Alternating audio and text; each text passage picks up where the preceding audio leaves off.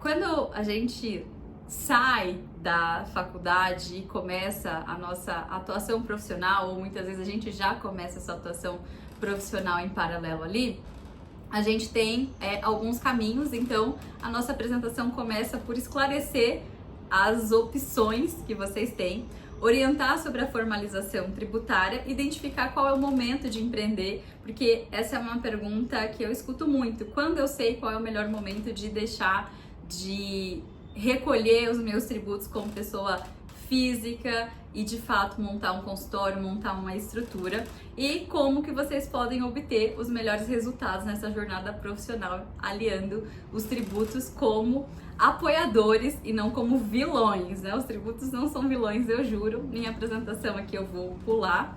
E aí, quando a gente coloca o pé, né, na atuação profissional de psicologia, a primeira coisa, ou a que acaba sendo mais comum, é a gente optar por trabalhar na modalidade CLT, seja dentro de uma empresa, numa instituição, como a professora falou. A segunda opção é a gente atuar como profissional autônomo, que é quando a gente começa a fazer as consultas, começa a fazer atividades relacionadas da área, mas a gente faz todo o recebimento dos recursos de forma autônoma. A gente ainda não tem um CNPJ.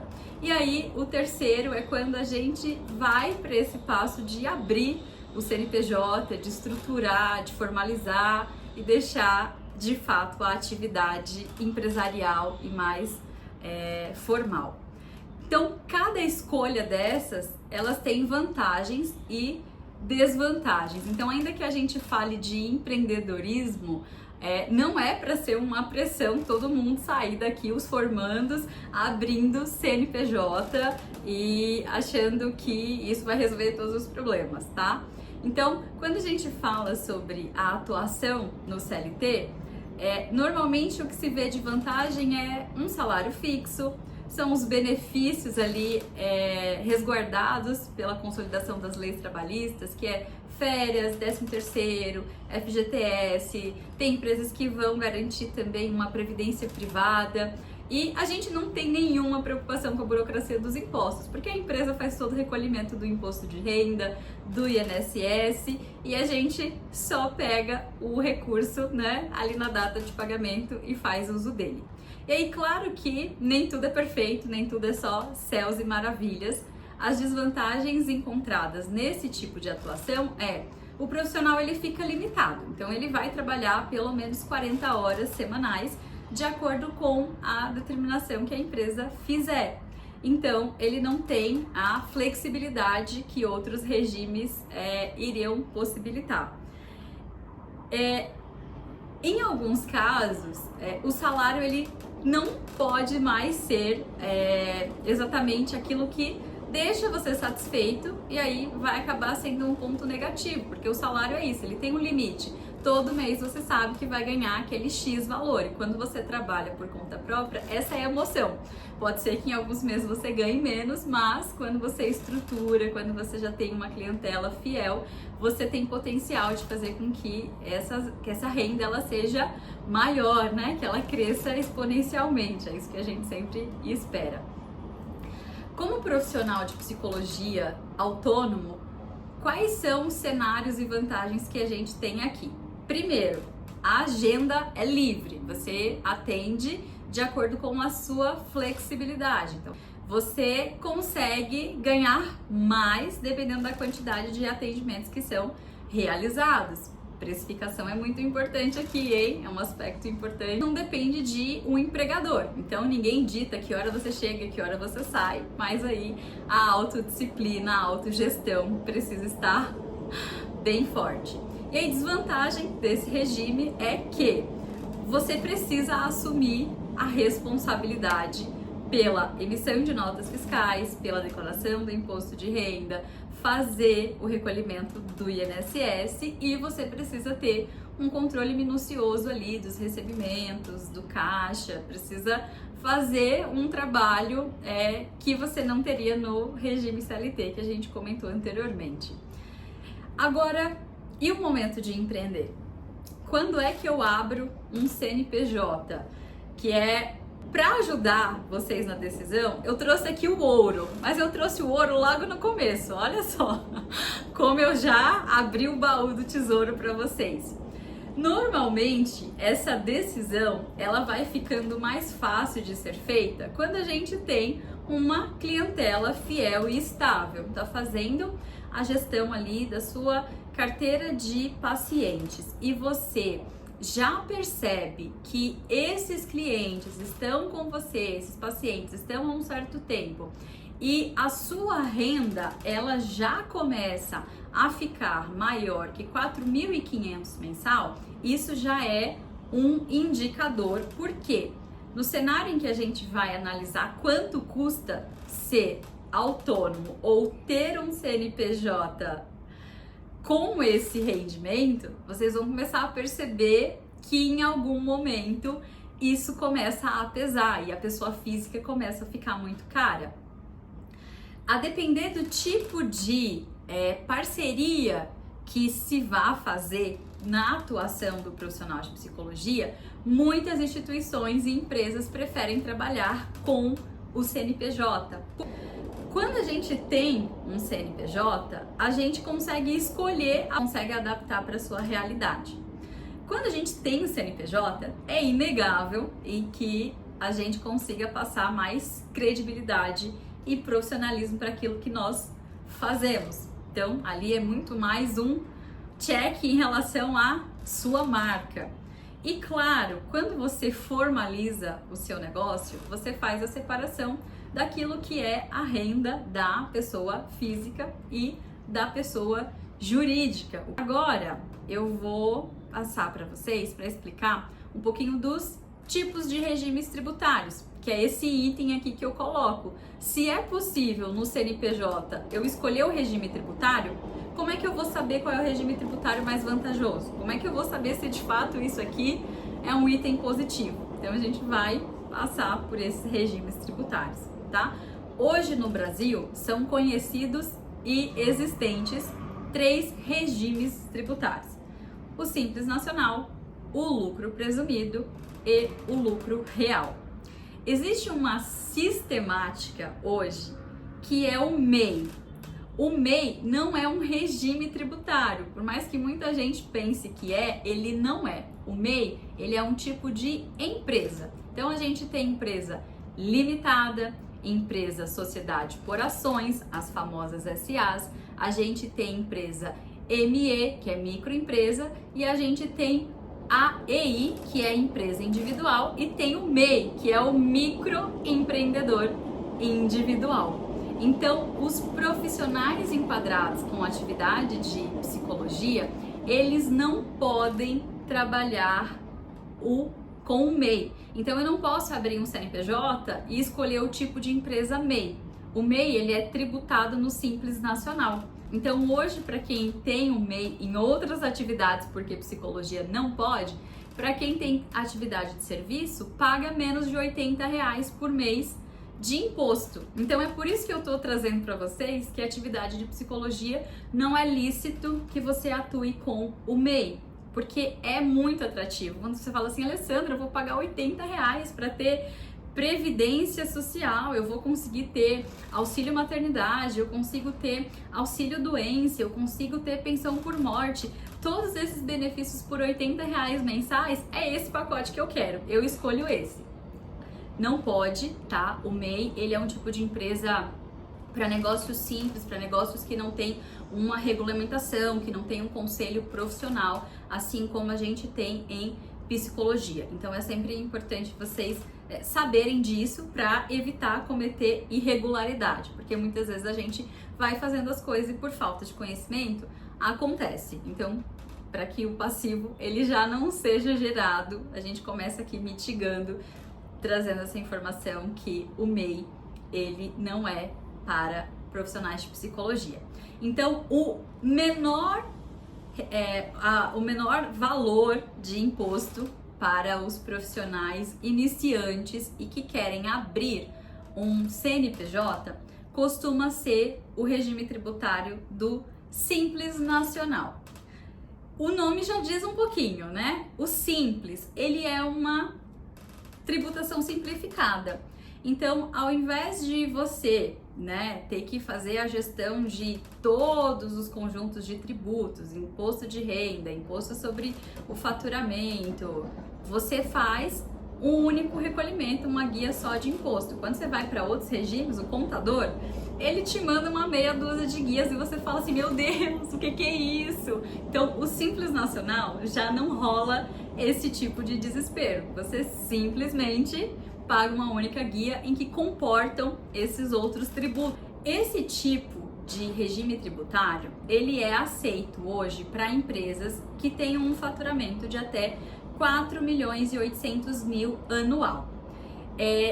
Para atividade de psicologia, a alíquota começa em 6%. Então, tudo aquilo que você tem de faturamento começa com 6%. É uma alíquota super baixa. Então, quando você fala de 6%, o Simples Nacional faz o quê? Brilha os olhinhos da gente. A gente fala, uou, achei meu melhor regime agora, nem preciso do resto da palestra, né? Já sei tudo. Mas calma que a coisa, ela muda. Ela muda quando? Quando o negócio, ele vai crescendo, ele vai se desenvolvendo, algumas questões fazem a gente pensar na mudança do regime tributário. Tá no lucro presumido, ele faz uma presunção, uma estimativa de quanto seria de fato o resultado que ficaria no seu bolso. Então, se você ganha 10 mil reais, ele vai pegar 32%. O ISS, a gente tem o benefício de pagar ele não sobre o valor do faturamento, a gente paga ele por profissional atuante ali no consultório de psicologia. E aqui, a respeito disso, é muito importante vocês ficarem atentos a isso que a gente chama de benefício fiscal. Você precisa fazer a adesão ao benefício fiscal do ISS para os profissionais de psicologia. Tenho certeza que vocês não vão deixar de consultar um profissional contábil, tributário, da confiança de vocês. Lucro real. As maiores empresas hoje no Brasil são tributadas por esse regime. Por quê? Porque assim como a gente falou que o Simples Nacional tinha um teto de faturamento de 4.800.000, o lucro presumido, ele é para empresas que tenham um faturamento até 78 milhões de reais. E já o lucro real, ele é melhor para empresas que têm um faturamento superior a 78 milhões. Então, quando a empresa fatura acima de 78 milhões, ela obrigatoriamente precisa ser tributada pelo lucro real. O lucro real, ele tem o objetivo de, como o nome diz, aqui tá tudo muito fácil, né, gente? Tá tudo muito evidente. O lucro real, ele é apurado com base no resultado real que a empresa tem. Então, se uma empresa, ela tem 10 mil de faturamento e ela tem 20 mil de despesa, o resultado final dela é um prejuízo de 10 mil reais. Sobre prejuízo, a gente não paga tributação, a gente paga sobre o lucro real. Então, se a gente tem lucro de verdade, a gente paga imposto sobre o lucro. Se a gente não tem lucro, a gente não paga imposto sobre o lucro. Então, a gente paga imposto sobre o faturamento. Sim, operacionalmente, é um regime que ele exige um nível de conformidade maior. Então, aqui não pode ter aquela história de mas eu esqueci de emitir a nota fiscal. Nossa, mas eu comprei o serviço e esqueci de pedir a nota fiscal. Aqui não tem isso. Se você contratar um serviço, comprar um produto e você não pedir nota fiscal, o fisco fala: como é que eu vou saber se você está mentindo? Você não pediu o documento. Vou fazer você pagar imposto sobre as operações em que você não tem nota fiscal. Mas cada tipo de empresa, cada tipo de realidade, ela vai ter ali a propensão a ser enquadrada em um regime que de fato seja mais vantajoso. Encerrando todos os regimes tributários, fechamos a cortirinha. As pessoas falam mal dos advogados que a gente só responde assim: mas esse caso aí, esse caso depende. Gente, não é porque o advogado não quer te responder com precisão, mas é porque tudo depende. Então esse é um caso muito similar aqui pra gente que tá trabalhando com as questões tributárias. Tudo depende, é como cada paciente, cada CNPJ tem a sua particularidade, tem a sua estrutura e tem um regime especial e adequado para ele. Então, o que vai acontecer aqui? O que é o Receita Saúde? O Receita Saúde é o novo sistema, é o novo aplicativo da Receita Federal para que os profissionais de saúde, incluindo eles os profissionais de psicologia, façam então a emissão da nota fiscal referente às consultas com os pacientes. Então, você coloca lá, aplicativo da Receita Federal no Gov.br. Quando você vai rolando a tela, uma das opções vai ser Receita Saúde. Aí ele coloca, visualize e emita os seus recibos. Quando ele estiver aqui dentro, ele vai pedir dados básicos ali, o nome do paciente, o CPF do paciente, e ele vai pedir para você informar se o paciente que está usando o serviço de psicologia é também o mesmo paciente que está fazendo o pagamento. Então a gente pode ter, sei lá, o filho está fazendo uso do serviço, mas o pai está fazendo o pagamento. Então ele pede para separar essas duas informações.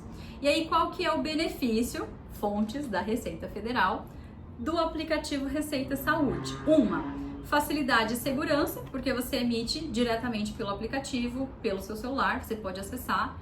Quando a gente presta um serviço de saúde, os serviços de saúde, eles são utilizados como dedução no imposto de renda. Então, essa informação, ela aqui no Receita Saúde, ela é positivo, porque quando você faz a emissão para o seu paciente, tanto o paciente quanto você vão ter as informações da declaração do imposto de renda pré-preenchidas. Então, quando a gente vai fazer a declaração de ajuste anual, vão ter lá todos os recibos, todas as notas fiscais que você tirou para os seus pacientes, e os seus pacientes também terão essas informações prontas para fazer ali a dedução. Quando você é um CNPJ, isso aqui esquece. Isso aqui esquece, isso aqui não é um problema para você ter, tá? Isso aqui também não é um problema para você ter, sabe por quê? Porque o contador, ele faz isso, né? Você faz um controle, o contador faz essa emissão e essa regularização para você tranquilamente.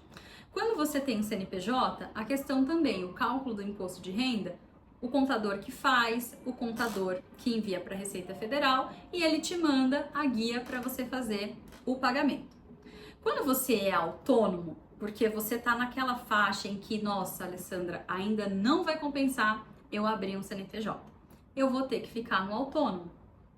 Não tem problema, só que você mensalmente precisa acessar o Carnê Leão Web, que é essa telinha aqui. Você vai aí no Google e coloca Carnê Leão, pronto. Não vai demorar muito, você vai encontrar essa telinha aqui que eu deixei destacada na apresentação. Acessou o aplicativo, fez o login com a sua conta Gov.br, você vai conseguir ali acessar os campos, né, para que você faça a declaração de qual foi o seu rendimento mensal.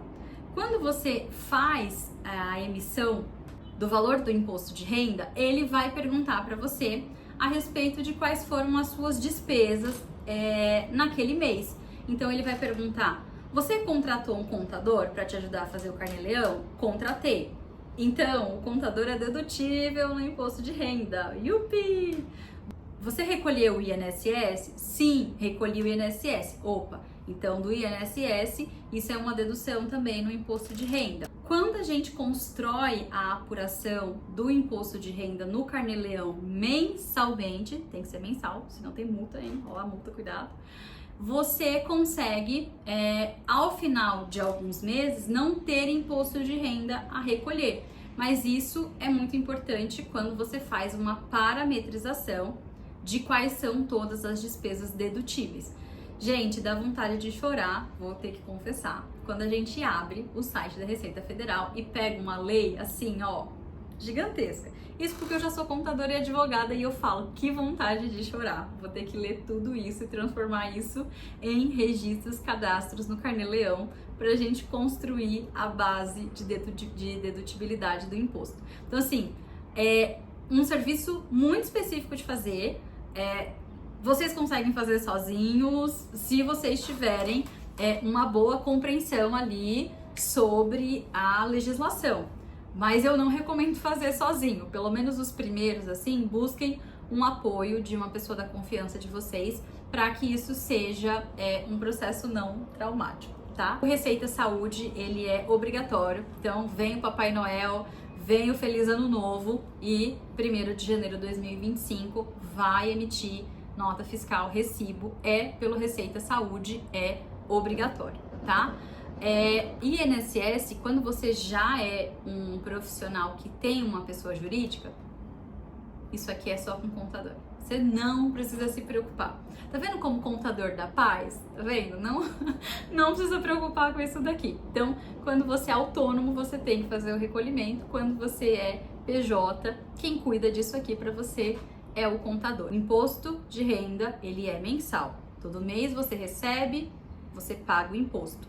No final do ano, a gente tem o anúncio da Receita Federal, da disponibilização do aplicativo de ajuste anual, e aí no ajuste anual ele vai puxar os 12 recolhimentos que você fez, e aí você vai colocar outras deduções que porventura você não tenha colocado durante os meses anteriores, e aí ele vai te mostrar se todo o imposto que você recolheu nos últimos 12 meses ainda foi suficiente, ou se não, preciso de mais dinheirinhos. Aí a Receita Federal vai colocar lá se você recolhe imposto de renda complementar ou não. Gente, precisou de ajuda com burocracia?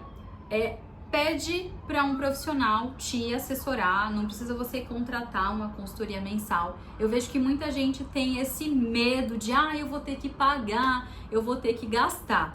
Se vocês voltarem nesse slide aqui, você vai perceber que aquela frase assim, o barato sai caro, você vai tentar fazer sozinho, não calcula no meio do caminho, e aí quando você vê, aqui você tá perdendo 6, 7 mil de imposto. Aí também não compensou, né? Você tinha pagado muito mais barato pro contador te ajudar. Então, a minha recomendação peça uma consultoria, um mini curso, aprenda a emitir as suas primeiras notas fiscais, a estruturar a sua primeira planilha de controle financeiro, a estruturar a sua primeira apuração do imposto de renda e do INSS. E a vida, gente, é prática. Se apurou o imposto de renda com a ajuda, se tiverem essa preocupação, a minha recomendação pelo menos para as primeiras vezes, busque o apoio de um profissional. E agora eu finalizo aqui, eu falei que eu ia falar pouco, eu acho que eu não falei pouco.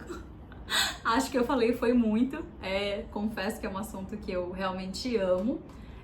Tô aqui para receber as dúvidas de vocês a partir desse momento. E aí o presente que eu falei que eu ia dar no final, eu vou dar. Então, através desse QR Code que tá aqui na apresentação, você vai apontar seu celular, ele vai direto para a conta da Conta Blink.